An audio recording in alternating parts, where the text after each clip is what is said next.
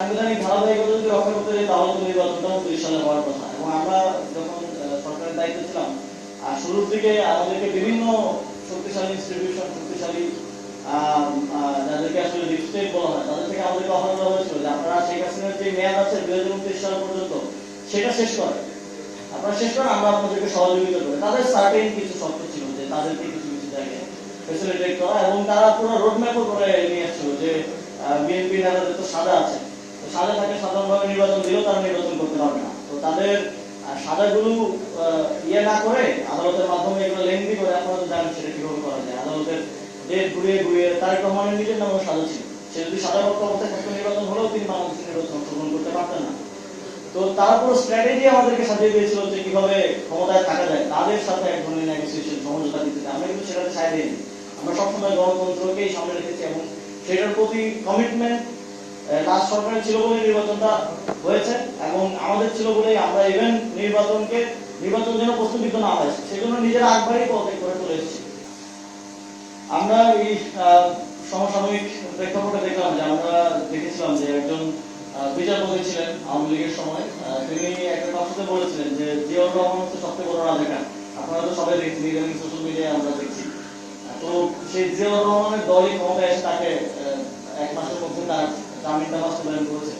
সুতরাং আমরা যে জাতীয়তাবাদী শক্তি হিসেবে বিএনপিকে চিন্তাম, আমরা সেই বিএনপিকে এখন আসলে চিনতে পারছি না। আমাদের মনে হচ্ছে যে উদ্ভট উটের পিঠে চলছে স্বদেশ, একটা কথা আছে না, যে ক্ষমতায় আছে একদম, কিন্তু কে চালাচ্ছে পেছন থেকে বা তার কাজকর্মে বোঝা যাচ্ছে না যে আসলে সেই নিজেকে পরিচালিত করছে, সেই দেশটা চালাচ্ছে নাকি অন্য কেউ এই দেশটা চালাচ্ছে। নাহলে আমরা এরকম জিয়াউর রহমানকে সবচেয়ে বড় রাজাকার বলা, তারপর বিভিন্ন সময়ে যাদেরকে আমরা দেখেছি যে বর্তমান প্রধানমন্ত্রী তারেক রহমানকে নিয়ে কোনো বক্তব্য করছেন, খালেদা জিয়াকে নিয়ে নোংরা বক্তব্য করছেন, তাদেরকেই এখন সাথে নিয়ে ঘুরে বেড়ানো, এই জিনিসগুলো খুব অস্বাভাবিক লাগে আর কি আমাদের দেখতে। আমরা ইদানিং দেখছি যে নতুন সরকার, আমাদের যখন অন্তর্বর্তীকালীন সরকার ছিল, আমি সেই সরকার অবস্থা ছিলাম, আমাদেরকে বারবার বলা হতো যে নির্বাচিত সরকার আসলে দেশের সব সমস্যার সমাধান, এক কথায় সব সমস্যার সমাধান। কিন্তু আমরা দেখতে পাচ্ছি যে নতুন সরকার ক্ষমতা গ্রহণ করার পর থেকে এখন পর্যন্ত কোনো বিষয়ে তারা আসলে সেরকম সাফল্য আমাদেরকে দেখাতে পারেনি। যদিও আপনারা তো বলবেন যে ইশতেহার কয়েকটা বিষয় বাস্তবায়িত হয়েছে, আসলে বাস্তবায়িত হয়নি। পাইলট প্রজেক্ট বা আমি একটা ইশতেহার দিলাম, সেটা একটা ছোট অংশ দিয়ে শুরু করাটা, এটা 5 দিনেও করা যায়, এটা এত বড় কোনো সাফল্য নয়। এটা বাস্তবায়িত হলে তারপর আমরা হয়তো বলতে পারবো, যদিও সেগুলো দলীয় এজেন্ডা। আমাদের আমরা দেখছি যে দেশে যে চ্যালেঞ্জগুলো এসেছে এই নতুন সরকার আসার পরে, এক হচ্ছে ঈদ যাত্রা এবং ঈদের সময় এটার ম্যানেজমেন্ট আমাদের কিছু ভয়াবহ রকম মিসম্যানেজমেন্ট হয়েছে। এবং এমন না যে আগেরবার বেশি ভাড়া নেওয়া হয়নি, আগেরবার নেওয়া হয়েছে, কিন্তু সেটা একটা চেক এন্ড ব্যালেন্সের মধ্যে ছিল এবং সরকারের তৎপরতা দেখা গেছে। আমরা বলেছি আমরা অ্যাকনোলেজ করেছি এই প্রবলেমটা আছে, ভাড়া বেশি নিচ্ছে, আমরা চেষ্টা করতেছি কমানোর, আপনারা আমাদেরকে সহযোগিতা করেন।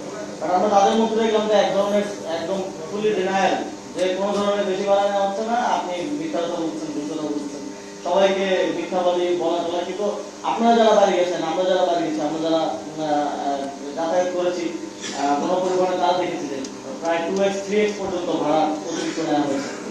আমরা এই যে এখন যে তেলের সংকট দেখছি, আমি সরকারে থাকা অবস্থায় আমি গভর্নমেন্টের যে পারচেজ কমিটি আছে সেটা মেম্বার ছিলাম, এবং গভর্নমেন্টের পারচেজ কমিটিতে প্রায় প্রতি পারচেজ কমিটিতে দুটো জিনিস কমন থাকতো, তেল এবং গ্যাসের আমদানির অনুমতি দেয়া, যে এত ব্যারেল তেল, এতটুকু গ্যাস, এটা আমদানির অনুমতি দেয়। কারণ যেহেতু টাকাটা ব্যাংকের রিজার্ভ থেকে যায়, ফলে ওটা সরকারের একটা অনুমতি লাগে যে কোনো প্রতিষ্ঠান এটা দেশের ব্যাংক থেকে আমদানি করার ক্ষেত্রে। তো সেখানে সবসময় 2 মাসের অ্যাটলিস্ট পরবর্তীতে অথবা 3 মাস পরে সারের আমদানিটা এইভাবেই হয় যে 3 মাস পর্যন্ত সারের মজুদটা বা 6 মাস পর্যন্ত সারের মজুদটা সিকিউর করে আমদানির লাইনটা করা হয় বা অনুমতিটা দেওয়া হয়। তো আমি যদি একদম কমও ধরি, অ্যাটলিস্ট 2 মাসের অয়েল রিজার্ভ বাংলাদেশে থাকার কথা, কিন্তু আমরা দেখছি নতুন নতুন ট্যাঙ্কার জাহাজ এখনো আসছে, এবং আমরা দেখেছি যে হরমুজ প্রণালীতে ইরান বাংলাদেশের ভেসেলগুলোকে, ট্যাঙ্কারগুলোকে কিন্তু প্যাসেজ দিচ্ছে, আসতে দিচ্ছে। তাহলে 1 মাস যেতে না যেতেই কেন তেলের সংকটটা হলো?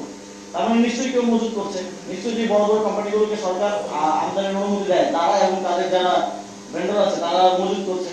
কিন্তু আপনারা দেখেন যে সরকারের এখন পর্যন্ত এত অভিযান চালানো হয়, কোনো বড় প্রতিষ্ঠানের তেলের মজুদে কি এখন পর্যন্ত অভিযান চালানো হয়েছে কিনা, বা সেটা সিজ করে বাজারে উন্মুক্ত করা হয়েছে কিনা বা তাদেরকে বাধ্য করা হয়েছে কিনা বাজারে তেলটা উন্মুক্ত করার জন্য, করা হয়নি।